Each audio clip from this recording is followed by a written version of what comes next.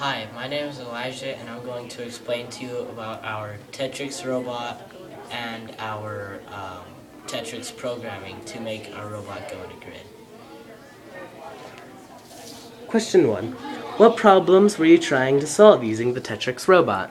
We were trying to solve making our robot go in a grid that was made up of 4 2x2 squares, each one next to each other, in a grid-like fashion. Explain how your group solved this problem by explaining your Tetrix programming. If you did not finish the programming, explain what steps you would use to solve it. So, using our Tetrix programming, we tried to make first our square. Our square is made up of one move motor block, which is connected to both of the motors, that is going at 50 power. This is making it go forward at 50 power, and then this time is telling it how long it needs to go forward at that power. So this is telling it to go forward for 0.94 hundredths of a second. For 94 hundredths of a second. And this is what it is connected to. So this is the time in seconds.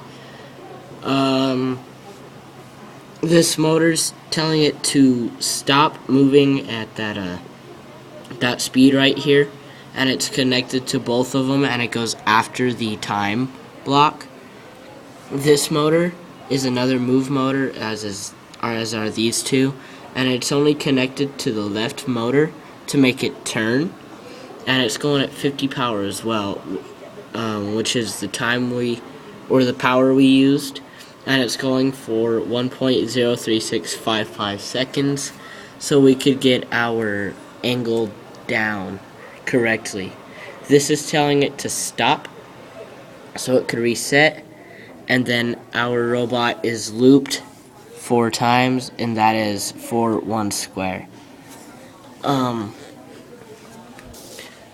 If we had more time to do our robot, we would have tried to extend the program to go on to make another 4 squares, in effect using 16 loops. How did you use patterns to solve the Tetrix robotic challenge?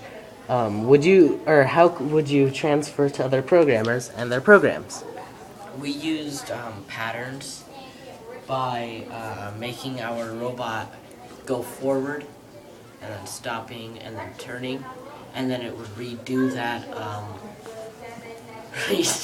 turn, or redo that move forward and the turn, and then it would keep going for a certain amount of times, which can transfer on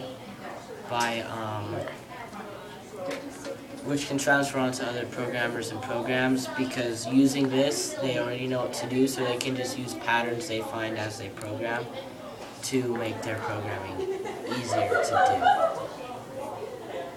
do. How does what we are learning in math about transformations apply to the solving this problem?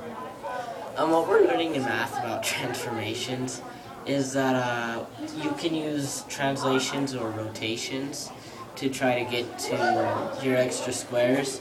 Like, we were going to try to use translations because we would have made it do 1 square, and then on the last side keep going for an extra 2 feet, which would have covered another side of the square.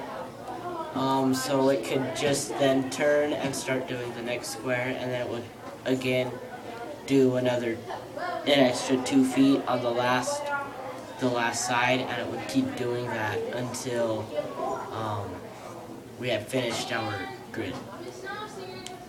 Is there anything else you would like to add? No, there's not. Thank you for watching.